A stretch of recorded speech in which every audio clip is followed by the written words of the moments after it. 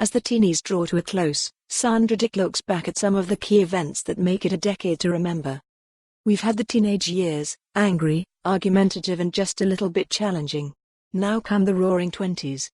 With the hours of 2019 ticking away, it's not just an old year we're set to wave goodbye to, it's an entire decade of ups and downs, countless memes and social trends. Just like any moody teen, the past decade has careered from bad moods and huffy arguments that split the household, to bad romances. Try as we might, it's hard to forget David Cameron and Nick Clegg in the Rose Garden at number 10.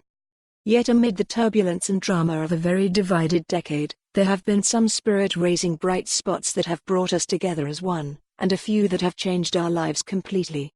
As the final hours of the 2010 slip away, there's just time to reflect on the defining moments that made the past decade one to remember. Commonwealth Games.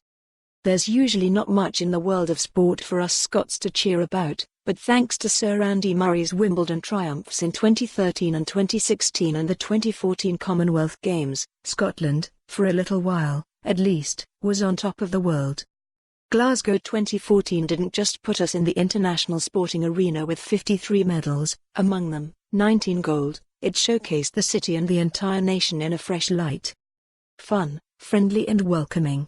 Even the sun came out to make the Games a resounding success. The Games brought investment to previously run-down parts of Glasgow, dancing Tunnock's tea cakes and then raced to a rain-lashed conclusion with Usain Bolt jigging to the proclaimers and wearing a tartan tammy. While the London 2012 Olympic Games inspired a wave of UK patriotism, it is Glasgow 2014 that most Scots will hold dearest. Brexit's omnishambles. Omnishambles became the Oxford English Dictionary's word of the year in 2012 and kept going during a rollercoaster decade of political strife.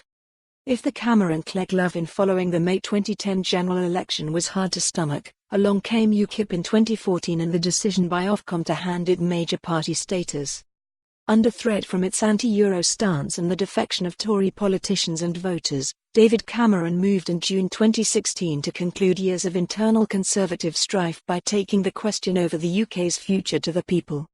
Enter buses with dodgy NHS slogans, Boris Johnson, and Nigel Farage's uncomfortable Edinburgh visit that resulted in him being forced out of a pub on the Royal Mile, then turned away by taxi drivers as he tried to escape shouts of racist and homophobe.